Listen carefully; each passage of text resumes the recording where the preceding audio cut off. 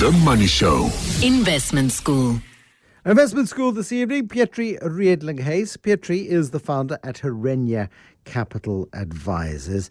And I'm quite allergic to posh market terms and posh terms used by investment professionals like risk management. It sounds very pompous and stuff. But, I mean, we need to talk risk, and we need to talk about how to manage risk. And we just avoid saying risk management. It feels just very austere to me, Petri. It feels like things that asset managers do, what professional investors do. For the rest of us schmucks, we just need to understand what risk is and how to deal with it. Can we just soften off the risk management bit? We can maybe refer to it, Bruce, as how to prevent dropping your ice cream. How to prevent yourself from dropping your ice cream. Is that a bit better? I prefer that so much. I prefer that 100 times. So tell me how to avoid dropping our ice cream. This is in market terminology, of course. And I think, it's that horrific moment, isn't it, where you've got this lovely soft serve on a warm summer's day. You're at the beach and you come out of the little kiosk on the beach and you walk onto the hot sand and you take a lovely, luscious lick and it's got a flake in it. And the next thing, it topples out and it lands in the sand and that ice cream is gone. And you feel that same sense of loss when your investments fall in a heap. I love it. Excellent. Let's go, Petri. Well, look, so there are some risks that are very difficult to mitigate. So let's use the Steinhoff example as our first drop the ice cream. That was a type of risk called detection risk. Right. So essentially what happens here is the auditors did not detect that there was, seagulls around. And one day on a Sunday, a seagull came and gave you a fright and you dropped your ice cream. So pooped on your head and everyone else turned and laughed. Yes.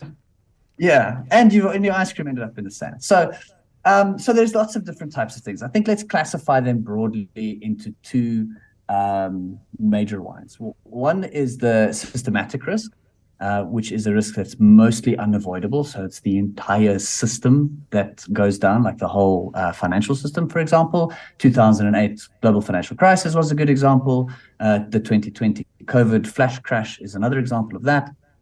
These things are largely unavoidable events where the entire sort of macro environment is impacted by that, right? And there are different ways to manage that, and we'll get to that, or to avoid taking major losses in those scenarios. And then there are the more micro risks. So these are looking at specific sectors, for example, industries, if you will, or individual companies, the likes of Steinhoff or, whatever, an individual company that may go through a hard time and the share price might implode or whatever the case is, for each one of these is a different strategy, involved with managing these risks. Just to understand, so systemic risk is the big stuff that happens each and every single day. Some days it goes your way, some days it doesn't go your way. Sometimes Vladimir Putin's threatening to lob a nuke, and other days Liz Truss and Kwasi Kwarteng decide to go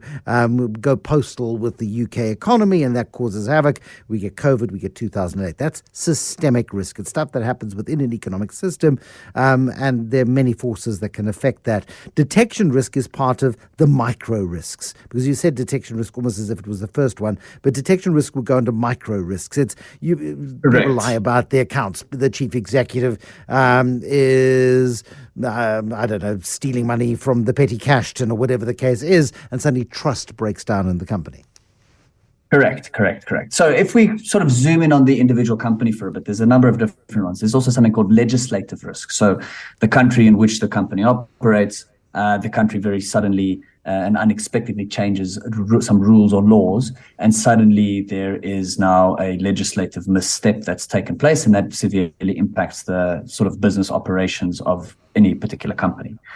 For example, 20 years ago or so, There was a massive tax risk, and there was a leaked report. A friend and colleague of mine wrote a story on a leaked report on big tax changes coming to the South African resources sector, and the entire value of the JSE collapsed in a heap. That was sort of, I suppose, a micro risk for individual companies that led to a systemic risk, and eventually people backed away from sort of market suicide at that particular point. But it's that sort of thing where governments intervene where they shouldn't. Exactly, yeah. So that could impact individual companies or sectors as a whole, as with your example. There's also obsolescence risk, right? So, a good example is I'm a fax machine salesman, and suddenly the internet comes around, right?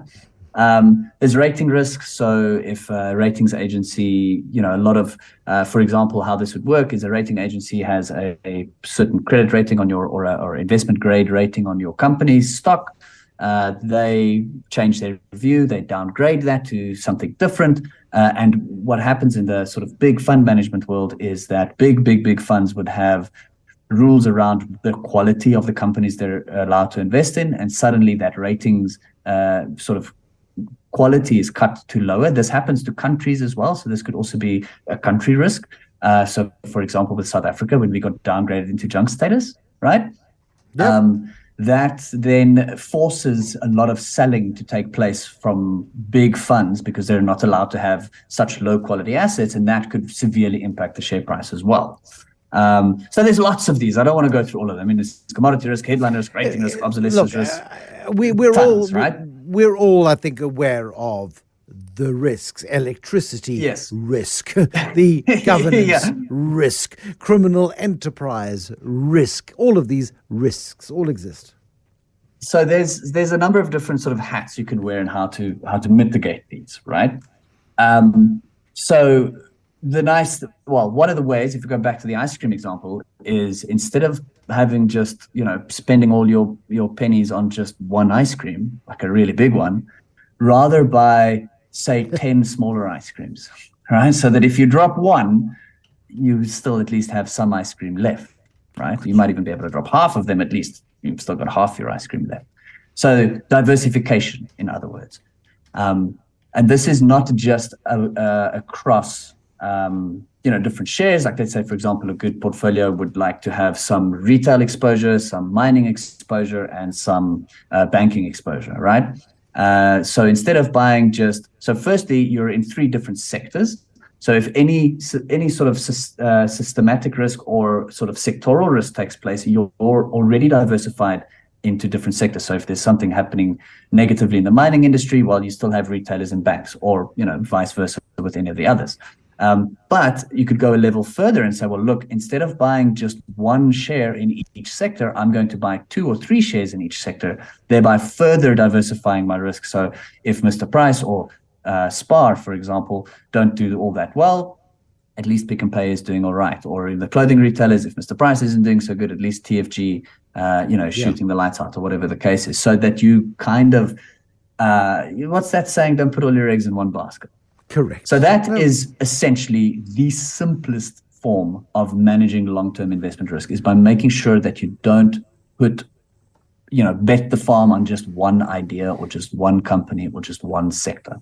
I wonder how many of us, sorry, Petri, please hold your thought. I wonder how many of us, when we consider all of the risks of investing, then go, oh my goodness gracious me, it's terrifying. There's no way that a sane human being will invest in this sort of environment with all of this risk. And then we do what many people do, and that is sit on the sidelines and wait for some sort of miraculous certainty to manifest itself and somebody to tap us on the shoulder and say, it's safe now. And that's the point. Well, yes. So I think one of the things we have to accept if we want to be just in life, I suppose, is that there is no way that we can get any kind of reward without taking risk. And risk, you might say there's a very low probability or a very small chance of something going wrong. Things go wrong. That is one thing that we have to accept, right? So any kind of gain that we get from investments that we make almost comes at a cost of losses that we have to take along the way, right? We just have to make sure that when we do take a loss, it doesn't take us completely out of the game. right? No, exactly So this right, is why. So this is why, for example, a diversified portfolio, like if you look at a lot of the money market funds when Steinhoff went down, I mean, a lot of money market funds held Steinhoff bonds and all the rest. And I think the fund that was impacted the most lost something like 2.5% of their capital. So well-diversified funds, right? Because they had bought bonds in lots of different companies, including government bonds and, all sorts of different businesses, so that when one business failed, yes, there was a loss that was taken, but the vast majority of the capital was still safe. Right? And here's the thing about risk, Petri. You don't know that things are risky until the risk has happened, until the event has occurred. And then you go, oh my goodness me, that was risky. I should have known. I should have been more prepared. Could have, should have, and would have, the three great widows of regret when it comes to any bad decision. We're talking to Petri Redelinghuys this evening, the founder at Herenya Capital Advisors, how to avoid dropping your ice cream in the sand, otherwise known as how to improve your nose for risk and how to mitigate against that risk and how to prepare yourself for bad times. Only then truly can you enjoy the good times with a little bit of a better perspective. That's what we're doing this evening. Also, Petri wants to alert you to the fact that he wants to help 5 young people into a mentorship program in terms of financial education and investments. This is a wonderful opportunity. I'm going to give him an opportunity to tell you about the opportunity in a moment. The Money Show. Investment School. So we've frightened ourselves, Petri, into a stupor. We've seen every danger, every risk. We've looked under every bush. We've looked behind every cupboard. We have gone on our knees underneath the bed with a torch to make sure that there's no scary boogeyman under the mattress, and there always is. We then have to decide how we commit money into investments, and we have to then set something that you call a risk tolerance. How do we measure how risk averse we really are? Because I've got a feeling that most people will say, no, I've got a very high risk tolerance, and everyone's got a higher risk tolerance until you get smashed in the face or you drop your ice cream. So there's a number of different ways, Bruce, that you could do this, right? Most financial advisors or asset managers will put a client or a person through something called a financial needs analysis, and this will ask you questions around, what are all the assets that you have? How is this dispersed in different asset classes? What is in property? What is in shares? What is in cash? What is in your retirement annuity, and so on. And then there's a few scenario-based questions. So, for example, a good question to generally ask is if you had, say, for example, $1 million, and that was all the money you ever had, you never have the opportunity to earn any more. And I give you the opportunity to play a coin game. We're going to flip the coin. If you win, I will double what you bet and give you back your original bet. If you lose, I'll take your bet. You only get one flip of the coin. No second chances. Let's do it. How much do you bet? No, let's do it. All right. So how much would you bet? I've got a coin from 1966. It sounds like a proper coin. You see, I've got a head on it, and I've got the springbok on the one side, and I've got to decide how much do I bet. Now, I'm in trouble. Right, so if it lands on heads, I win. If it lands on tails, you win. All right. Now, you trusting me had to give you an answer, right? So I've got R1 million. Well, I'm never going to earn another cent. I've now got to decide how much of that I bet. But first decide how much are you going to bet, yes. I'm willing to bet a quarter of it. So 25% of it, and we flip the coin. Heads you win, tails I win.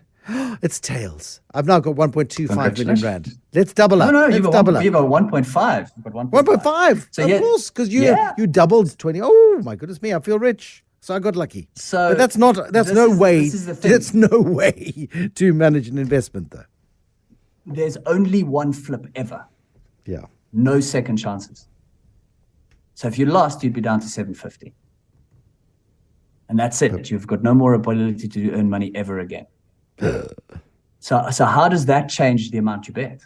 Yeah. No, right, and what does that tell you again? When in terms of my willingness to risk 25% of my capital, you'll make a good day trader.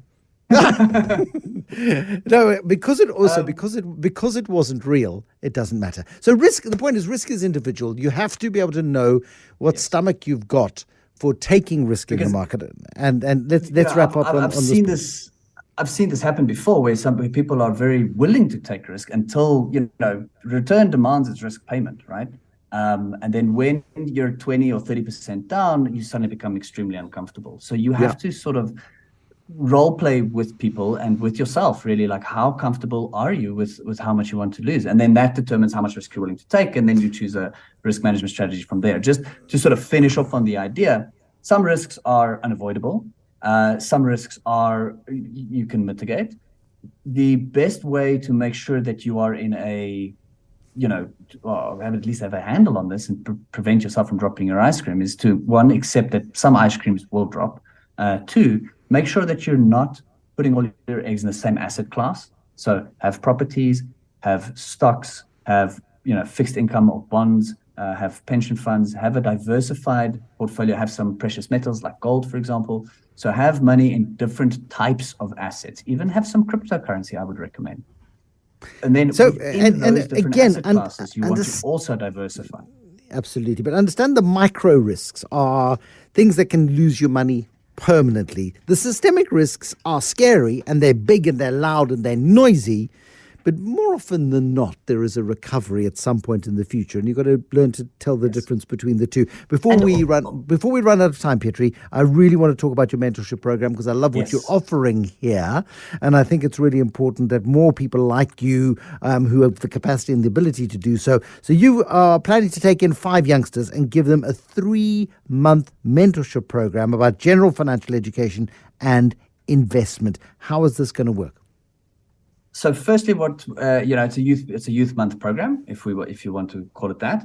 So ages between 16 and 24 is the classification of youth.